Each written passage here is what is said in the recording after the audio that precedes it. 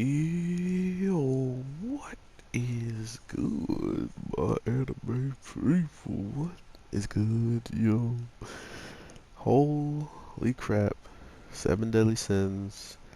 I'm kind of happy I waited to record this because I got to watch it without seeing all that crappy looking advertisement all over it. So that was amazing. Other than that, though, let's just talk about the weird elephant in the room here. Why did this man at the end of the episode actually look like Meliodas, the one that was on the wanted poster? That threw me off, I'm not gonna lie.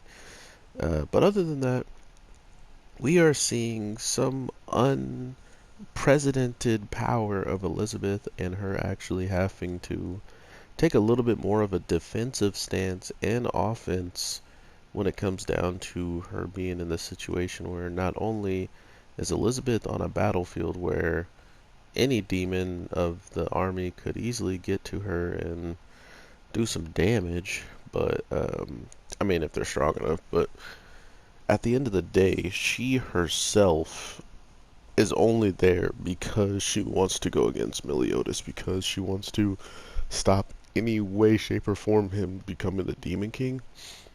Which oddly enough is weird only because of from where I'm sitting, how are you going to stop him if all he has to do is get the commandments from the demons, you know? Why was that such a big stopping point for him? Like, why would he even involve himself in this battle like we've seen? He hasn't, and the only true person on the demon side besides you know, besides all the lower rank ones that are forced to go out there, which we learned as well last week, the lesser demons don't even have a choice in the matter. They're just, they get called upon and then they just have to react. And somehow Elizabeth had an ability to make it so they would turn away still, even after being forced to fight. So Elizabeth has been doing so much on this battlefield, it's going to be actually ridiculous if she's taken away from it and how fast and quickly a lot of these people will be wiped out. I mean, sure, Diane will be okay and King, but all the other knights are done. It doesn't matter what they do.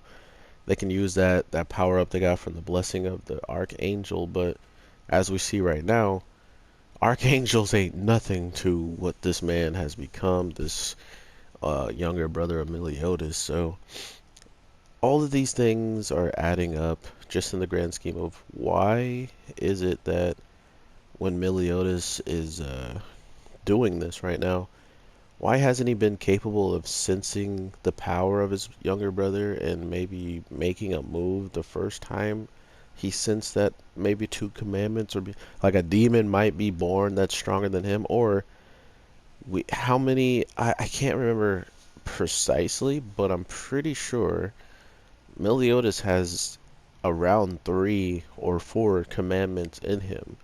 Uh, so with that being said, and him always being the stronger out of all of them, what would 3 or 4 of those things do to Meliodas when we're only seeing what 3 love and then the other 2 being put into one person?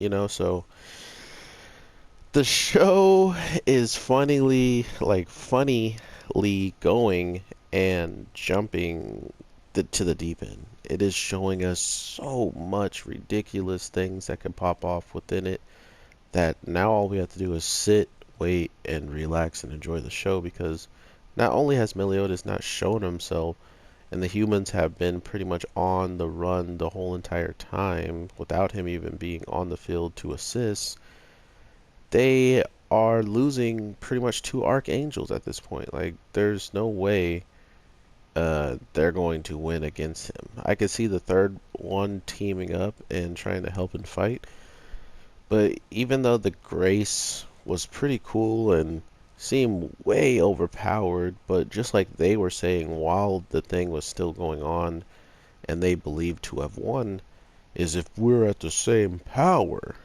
he has no chance. So they are automatically telling us that as soon as he goes a little bit stronger than what they all are at that current point, it was a wrap. That thing wasn't going to do much, and yet it did not. And for some reason, they were still a little bit capable of just defending themselves. So even though they weren't really doing an offensive attacks back to back to back as crazy and as forward, or not as their attacks were a lot more forward and not crazy like Grace, and they like blow a hole in him.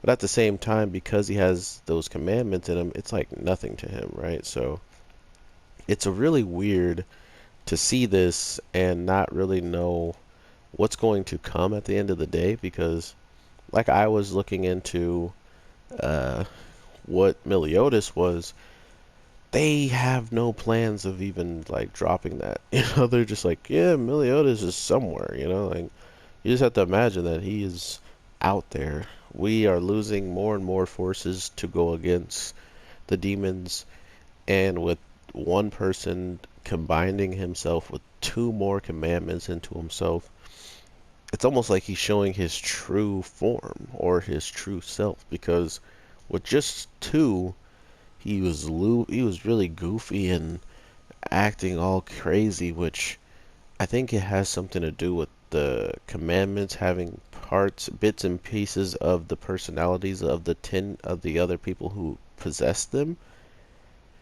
Because even when we go back to Darfus, we go back to the last guy who was a holy knight, the captain, supreme leader, or whatever. His son's about to be taken, and somehow, some way, the power of making himself bigger, growth, comes out of nowhere, and that's because the commandment somehow is like inside of him still. There's a piece of him there, and once he was about to lose his son, the same thing that both of them would have dropped. They both dropped the whole entire battle for this kid. So it was such a beautiful little moment to harpen back to, someone crying out for a character to be safe and okay, and might not be. So that spirit all of a sudden rises up to make sure that is the case. That hit a different way, man. That was awesome. Of course, he's probably not going to be that big of a game changer in the battle of all these demons and stuff, but for now, I'm super worried about one of the brothers of Meliodas, because it might turn into it kind of already has turned into like a multi-way battle. Like it's not just two forces going against each other with Elizabeth and the archangels against the devils. It's really now one of the commandments are, freelancing and trying to figure out what she wants to do after what's happened. Uh, we have another freelancer against his brother. Like he doesn't want anything to do with that, so he's just doing his own thing. And then we don't like what if the archangels win? Do we really believe that they're just going to disappear and not really have anything else in mind? So I think there's always something up in the air for them too if something does happen for them, because excuse me, because they're about to get bopped. It's about to be a short-lived story for the archangels. From 3,000 years ago on the screen, they were on the screen for about 5 episodes, and then they come back and they're on the episode for about 5 episodes again. 3,000 years in the future. So yeah, it's not looking too good for them after what's happening, and after not even being able to really handle much of what a level 2 powered up commandment Escanor or I can't I just call him Eo Meliodas, and I call him Edilo, like with an E in it. Just don't judge me. Um, but yeah, I don't really know what they can do against him now that he's even put more power into it. I don't even see how Elizabeth is going to get away, which is what I'm more worried about than anything. What's gonna happen to Elizabeth? What's gonna happen to everybody here that's in his reach? Because he's about to swing and destroy everybody. And where's my boy Escanor? Yeah. With all that being said, everybody, though, have an amazing day, night, evening, whatever the case may be. I am your boy, the Anime G, and I definitely will talk to you sooner than later. So with all that being said, take care and peace.